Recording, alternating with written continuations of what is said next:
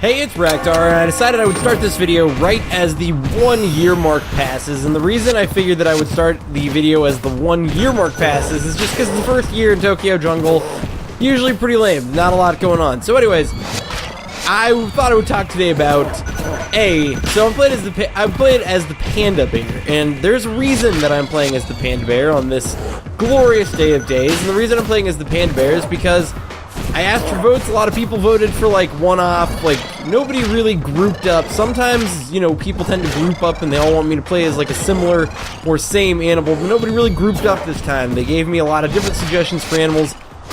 And initially my decision was going to be, I was like, when somebody voted for human, I was like, oh, well, if nobody else votes for anything else as a group, I'm gonna go for the human, because for some reason, I love playing as the human in this game. Maybe it's like the goofy motions of the human.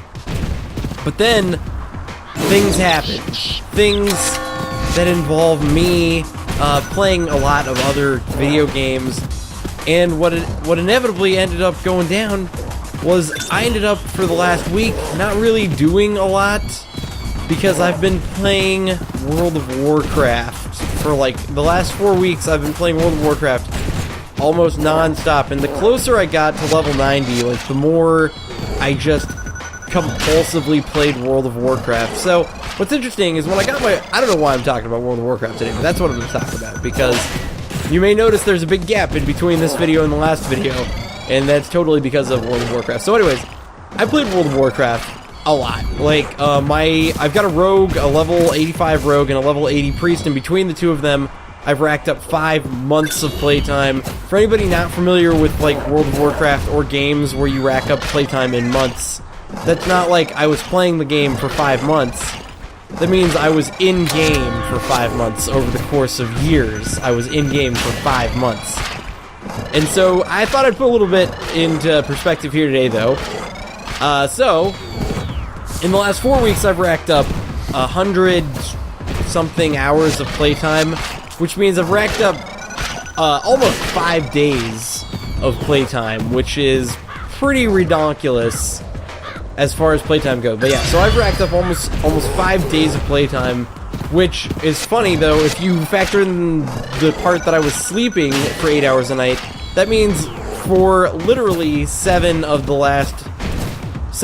of the last 4 weeks, I have done nothing. Like, if you just took all that time and crunched it down, I just got up, played a video game until I slept, and then I ended it all and just didn't do anything, which is pretty damn bad. So anyways, that brings us to the reason I decided to play the Panda Bear, is because...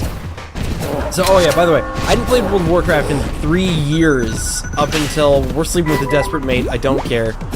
I hadn't played World of Warcraft in 3 years, up until 4 weeks ago, and then I decided that I wanted to play. I was like, you know what, I kind of want to play Warlords of Draenor, so I'm going to play some World of Warcraft. Now, get some characters leveled up, blah blah blah blah blah. And so I went to play my rogue, and my rogue is level my rogue's level 85, and so I was like, I'll just play with my rogue through Pandaria, get him caught up for Warlords of Draenor, maybe I'll play my priest. No biggie. So I started playing my rogue. I wasn't having a very good time. I was like playing him, but it just wasn't fun to me playing my rogue. I tried to get into it, I just couldn't get into it. I didn't even get half a level through my rogue. Got him to 85 and a half, and I was like, I guess I'm not going to play WoW again. But then it all happened. Then I decided I would start a new character. And this is the reason why today I'm playing the Panda, is because I started in World of Warcraft a Pandarin monk. And suddenly, I really wanted to play the game, and I ended up leveling my Pandarin monk from 0 to 90 over the course of the last 4 weeks. Started gearing him up, but yeah.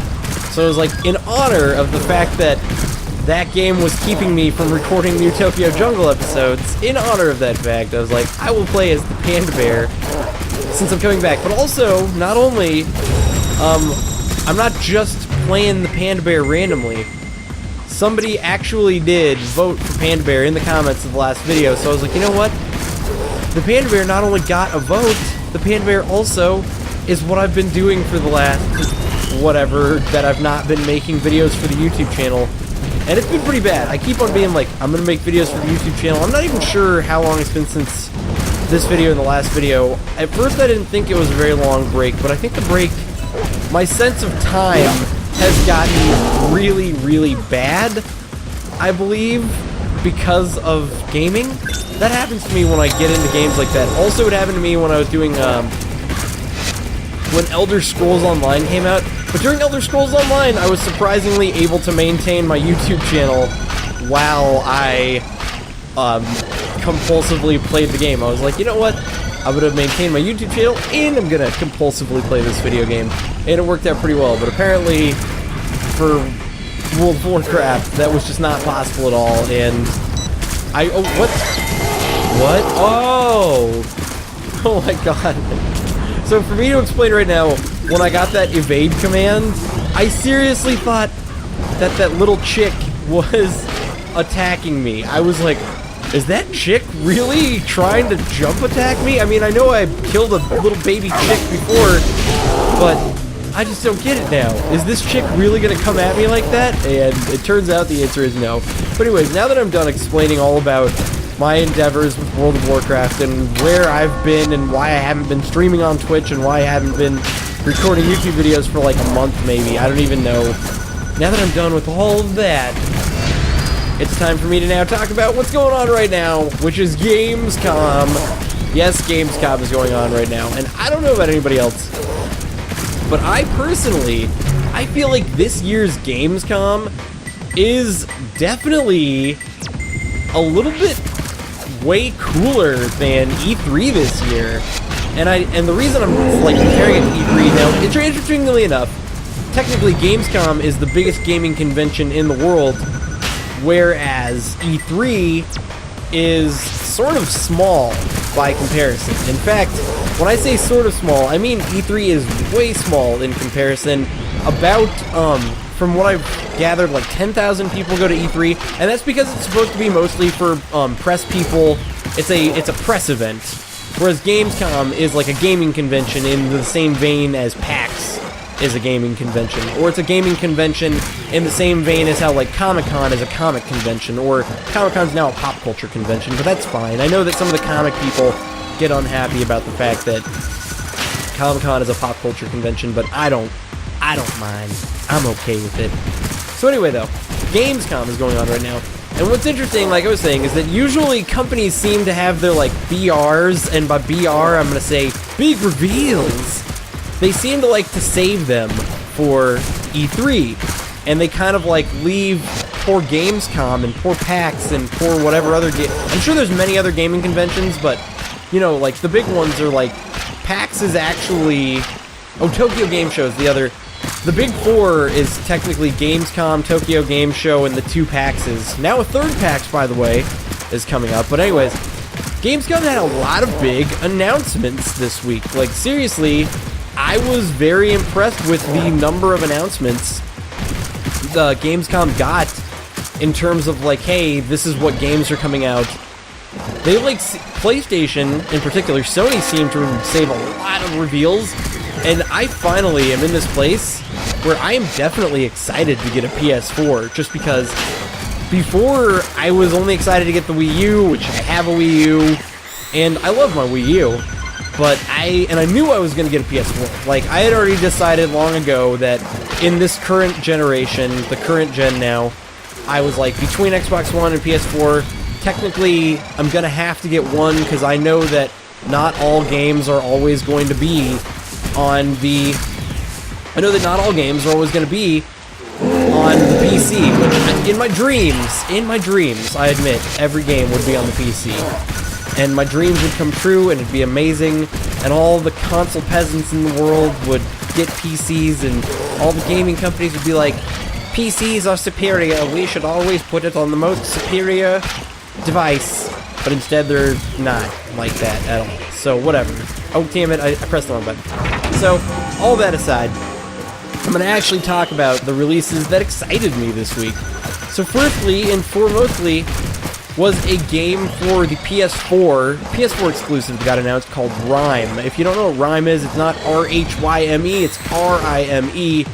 Look up the trailer for it. Basically, what it seems to me is sort of a combination of Wind Waker. It's got, like, cel-shaded Wind Waker-y graphics, except for instead of going for the super cartoony, it goes for a more realistic style of human, like, body proportions and stuff, but it still has that cel-shading art style, which I really like. I always really loved the cel-shading art style in that game. So anyways, it's got that, but it seems to have, like, the sensibilities and partially, like, the gameplay of a game more like Eco, where it's sort of, or Ico, I guess. I say Eco, I think it's supposed to be pronounced Eco, but I don't know. And it's sort of this idea where more like, it's more like Eco, or Ico, and it seems to be, like, kind of exploration-based with puzzles based around, like, what the world is shaped like, not so much puzzles based around what items you have. And it seems definitely down my road. So Rime, a game that I'm super excited about. If you don't know anything about Rime, look it up. If you own a PS4, you're gonna own a PS4. I was super excited about it. And then, of course, obviously, Bloodborne. I love the Dark Souls. I love the Souls games. Bloodborne, if you haven't heard about it, is a game it's being made by the creators of the Souls games. From Software is making this game called Bloodborne. And basically, Bloodborne is going to be an exclusive because Sony is using their contract to basically say it's another Demon Souls game, and they still have exclusive rights to the Demon Souls IP. And I guess because Sony embraced Dark Souls before Microsoft did, they're more willing to work with Sony on exclusives than they are willing to work with Microsoft on exclusives. I don't know why. I can't tell you all the math and science behind that, but definitely the idea behind the whole thing is that Sony's getting this exclusive, Microsoft is not. It's Bloodborne. I'm super excited about that game. If you like any of the Souls games, Bloodborne looks like it's got it going. Bloodborne looks to be a pretty fantastic game. By the way, in case you're wondering why I'm killing all these enemies right now, it is because you may not have noticed when I was flashing the screen up, when I was flashing the whatchamacallit screen, one of my objectives was to murder animals, was to murder 15 animals, which I always love it when you're playing as a very large, plant eater, herbivore, because you get crazy quests to kill animals, whereas when you're playing a small herbivore, you don't get quests to kill animals. Anyways, next up, PS4. Seriously, like I said, I really need to talk about PS4 and all their releases because, as I stated, I was inspired by Sony this time around. Finally, I was inspired by Sony, and I said to myself, I actually was like, oh my gosh, I really want to own this console. And so, next up on the list of PS4 exclusives that's coming out is the game Children of Tomorrow. Now, what's weird about this is I usually complain when a game has no gameplay in their trailer. I get annoyed, and I know that not everybody shares my sentiments here. Not everybody sits there and gets mad when a game doesn't show any gameplay in their whatever. They're like, it's okay. It doesn't have to show gameplay. You know, people seem to be very forgiving of that fact. They're like, just showing the story. But to me, stories can be good, stories can be bad. But in my mind, what really saves a game is the question that I was asked, is it fun? Like, I love the Mario series. You're never going to get a fresh story out of Mario, but the game itself is fun. But then, and so like I said, I always complain whenever a game has no gameplay in their trailer because I'm like, I know nothing about this game. How can I learn anything about this game when they do not even show what it's going to be like to play the game? But I watched this trailer for Children of Tomorrow. Like I said, another Sony exclusive. And let me tell you, Children of Tomorrow, in my opinion, looks... Oh, come on, Piggy. Looks fantastic. It has, like, this really weird, almost like... It looks like toys, but all the stuff that you're doing looks like it's made out of... Like, the world looks like it's made out of clay, and it looks like toys playing in the clay, and... It looks like a game, there's combat and stuff, and it looks like it's about... There's, like, mining, and you harvest things, and I don't know. If you want to see a really beautiful trailer that shows no gameplay, but it does convey the concepts of what will be happening in the game. I will say that even though it doesn't show any gameplay, it does convey the concepts of what's actually happening in the game. Look up the trailer for Children of Tomorrow. I personally think that game looks beautiful. fantastic and fun, and you can go look it up too, and you can know everything about the Children of Tomorrow trailer. Check it out for good times. But yeah, overall, it seemed to me like Sony had a really good showing at Gamescom. And what's interesting is, at E3, they didn't announce anything that made me sit there and be like, I want to own a PS4. And so I guess what I'm really going on about right now is the fact that they had 3 big old games. There was some other games, too, that I kind of sat there and I was like, that game looks like it could potentially be fun. But those 3 games just blew me away. Look them up. I think you may or may not agree that those 3 games look fantastic. If you're a fan of me, I always assume that people who enjoy my channel like similar games to me. But I never know for a solid fact if people really like similar games to me. I don't need to be killing animals anymore. I didn't even think about that. And yet here I am still murdering animals, but I don't know.